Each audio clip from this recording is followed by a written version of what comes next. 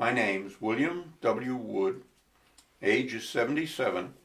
Today's date is 10/3/2013. We're located at the Bellmore Memorial Library, and in relationship to my partner today is I'm her husband. I'm kind of a history nut, and I was born here He wants me to. Oh. My name is Barbara E. Wood. I'm 75 years old. Today's date is 10/3/2013. Location at the Bellmore Memorial Library, and I'm my partner's wife. Okay. All right, I'm kind of a history nut. I belong to the Bellmore Historical Society, and one of the things that makes me an appropriate member is the fact that I was born about 2 miles from here in a store, or above the store actually, and it still exists today. And I have some information on that store which I'd like to present. I have a tax bill here. Seems to belong to my the store belonged to my great-grandfather. His name is Fred M. Wood. And the tax bill here is from 1903. And he has 6 pieces of property in the local area. And his annual taxes for those 6 pieces of property, $54.53 for everything. And some of these pieces of property are quarter acre or more. So things have gone up a little bit since then. My family, basically, from what I can gather and the information I've discovered over the years, there was a couple of boats sailed from England in 1650, and they had about 50 families on board. They settled on the south shore of Long Island in what is now Queens and Nassau County. Most of these people, I think their descendants are still here. On my side, I can't go back much further than pre-Revolutionary War. I can go back to earliest known, I would call him unknown, and his wife's name is unknown to me. He was born approximately 1765. They had at least one son. His name was John. John married Elizabeth Mott. John lived in 1790 and he died in 1858. John and Elizabeth had a couple of kids. One of them was a son, who they named, of all things, Mott Wood. Mott was born in 1813. He died in 1887. He's my great-great-grandfather. Mott married a girl named Sarah, who was born in 1828, and she died in 1896.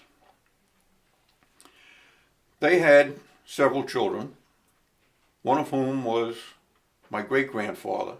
His name is Fred. Actually, his name is Alfred, but he never went by that name. He was born in 1856. He died in 1937, excuse me. Mott had several children, one of whom was Charles. Charles was born in 1887, died in 1940. He was my grandfather. He married Clara Kraft, my grandmother, who was born in 1888. She died in 1970. They had 6 children, one of whom was William Wood. That was my father, born in 1907, died in 1990. He married Dorothy Taft. She was born in 1911, died in 2005. So that's kind of my background. I'm sorry I can't go back beyond this, before the Revolutionary War. But we've been here a long time, and going to the cemetery where I find Mott Wood and those after him. There's a lot of names on the tombstones around his grave, which are quite popular in Nassau County today. And so they probably all intermarried sometime or other. My great-grandfather, Alfred Wood. In 1884, he decided to build a house in North Bellmore. And he wanted to go into the business of general store. So he built this house, lived above the general store, and that became the family homestead. In 1935, I was born at that store. That store is still in existence today. In fact, if what happened was the store was sold eventually in probably around 1940s. No, about 1960. At 60. About 1960, the store was sold. And it was sold to my cousin, Bill Koch. I have a newspaper item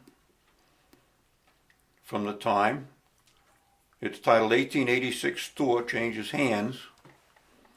And I'll read part of it. What may be the oldest continuing family store in North Bellmore changes hands this month when William and Gertrude Koch, owners of Wood's store on New Bridge Road, moved from the community. Fred Wood opened the store just north of Bellmore Avenue in 1886. He served as the grocery store and butcher shop owner ever since. He passed it on to his son Charles. Charles died in 1940. Clara, Charles' wife, ran the store until about 1957, thereabouts, and then sold it to my cousin, Bill Koch. The store was at one time the first post office in North Bellmore. And it was when North Bellmore became North Bellmore. It was originally Smithfield South. They changed the name.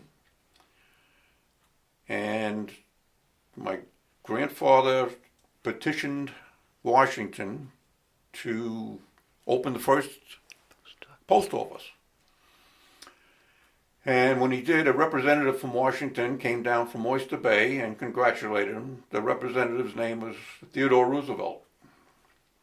He walked in the store, shook my grandfather's hand, wished him well, and that's a little bit of one of the famous people who have been around here.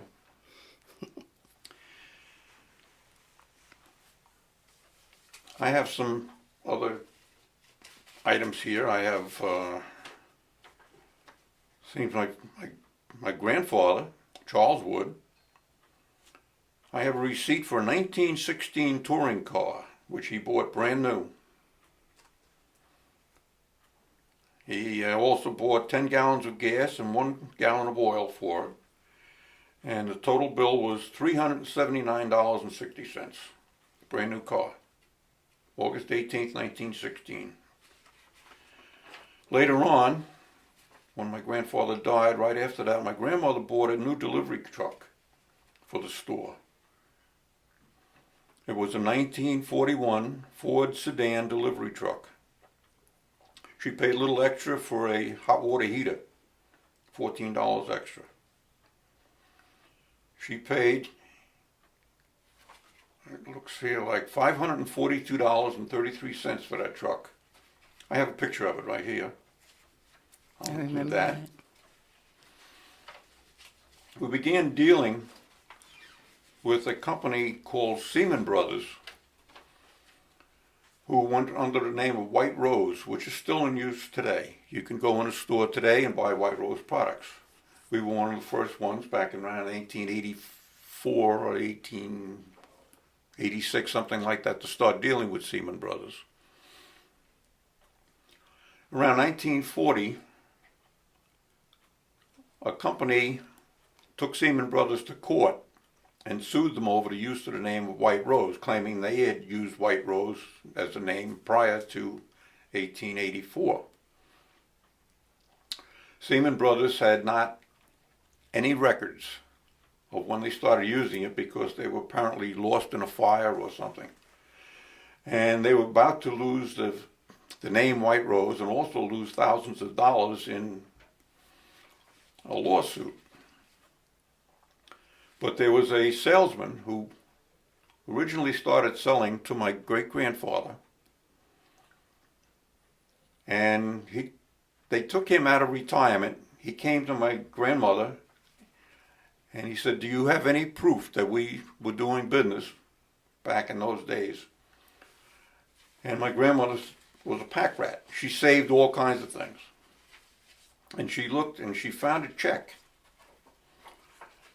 The check was made out from Fred Wood, my great-grandfather, to Seaman Brothers, and it was dated October 20th, 1890. She still had that check back in 1940. And they submitted that in court, and Seaman Brothers won the lawsuit. I have a little booklet here called The Modern Merchandiser, and on the cover is a picture of my grandfather and my father standing in front of Woods Market. And if you go there today, you can see the same window, the same two doors going into the store, except now it's a pizza parlor rather than a grocery store. Those are some of the things that I recall from my time. I was born in North Bellmore. I stayed there till 1948. And then my father built a house in North Merrick, which is the next adjoining town. We moved there. I finished school 7th and 8th grade in North Merrick. Then I went to Mepham High School, which is the high school for all four towns: North Merrick, Merrick, Bellmore, North Bellmore. And I ran into some of my old friends from North Bellmore when I was there. In 1954, I left Mepham High School, joined the Army the very next day, and 3 years later, came back, got married about 2 months later. After that, my wife and I moved to an apartment in Deer Park. Then we moved to another apartment in Lindenhurst, which is nearby. Basically, still remained in Bellmore area, in thought anyway. And then in 1960, we moved to Bellmore again. We bought a house, and we're still there. So I've been around the area for quite some time, been born and bred here. And I thought I might throw a little interesting blurb here about the store. I have some bills from Seaman Brothers. Here's one for 1 barrel of granulated sugar, 1 case of Magnolia milk, 1 case of front rank potatoes, 1 case of melting sugar peas, and received payment $23.01. And that was what he was billed for on March 17th of 1900. So some of these old bills might be interesting to somebody. But I don't want to take up all your time. I'd like to switch over to my wife. And she has an interesting story too, because she was from North Bellmore, as I was. Moved to Bellmore. It was the only market in North Bellmore. And right? Yeah, that was the only market in North Bellmore at the time. Getting back to Woods Market. But let my wife take over from here. Yeah. Well, my name is Barbara Wood, and married to my husband 56 years. My family came from Pennsylvania. The Hers, my maiden name, they settled Pennsylvania, Lancaster, in the late 1600s. And through the years, when my dad was around 16, moved to North Bellmore. Married my mom from Brooklyn. And I lived in North Bellmore till I was 5. And I have been on Orange Street in Bellmore since, other than an apartment here and there. I live right near, now they call it a preserve. When I was growing up as a child, and we called it the Woods, which is partly where Lilco is on Sunrise Highway. They named, it used to be a lot, and we used to play there, and whether it would be football or baseball. And then they built a little league, so it was even nicer for us to play. But we used to play in the woods. We used to swing on the trees and walk the water pipes and climb the mountains of dirt.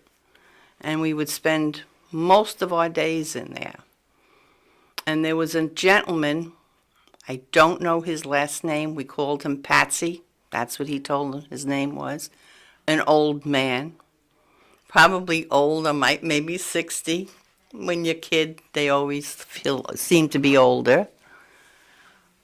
He built a house, a shack really, in this woods.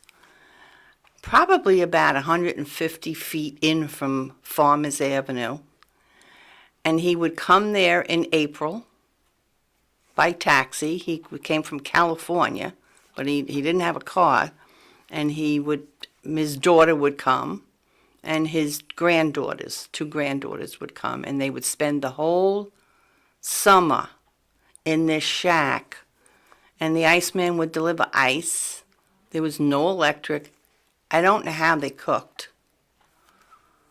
But we had a very nice time with them, and they were probably, and he was a prize fighter. But I don't remember his last name. And he was probably come maybe 10 years, probably more than 10, but I know about 10 years. And then he just disappeared. They never came back. Whatever happened, I don't know. But we all played in the woods. We all played at the Lilco lot, which, of course, like I said, was a baseball. We used to go roller skating in the middle of the street. We didn't have to have a skating rink. We went ice skating on the streets. We went belly whopping on sleds, which kids don't even have sleds today. We all played together. We were always out. We were never in the house. Our parents would call us in for lunch, and they'd call us in for dinner. And then after dinner, we were out till maybe 7, 8 o'clock at night in the summer. We had a really, really nice, clean life. No one had cars. We walked everywhere. I used to walk from Bellmore up to East Meadow to Hempstead Turnpike. That was a jaunt. I don't know how many miles that is. And then after we shopped at Modell's or had an ice cream or a donut, then we had to walk back. I had a really wonderful childhood. We had good fun.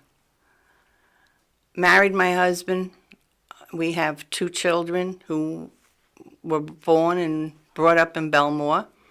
My daughter, her name is Dawn. She lives in North Bellmore, so she didn't move far, and she stayed here because it's a great place to bring up children, and it's really a great place to live. Our son is in Georgia. You have any questions for me?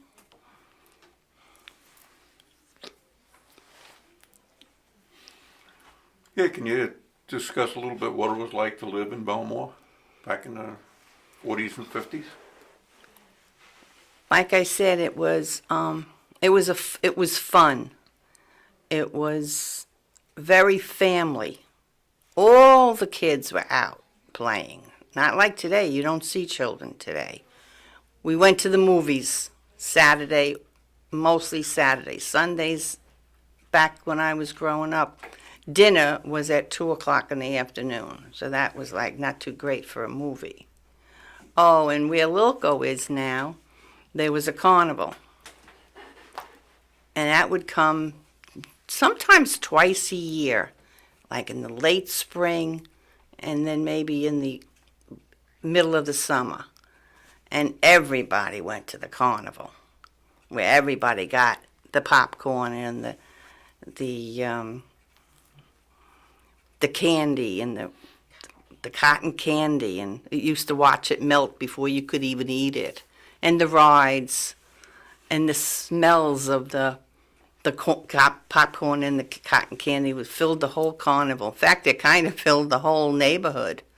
And they used to bring their trailers, and they parked their trailers in by the woods, and they'd set up makeshift clotheslines, and they'd wash their clothes and they hang out their clothes, and they would just, I guess the men used to fix the stuff that what needed to be fixed, and then it was opening up about 4 in the afternoon.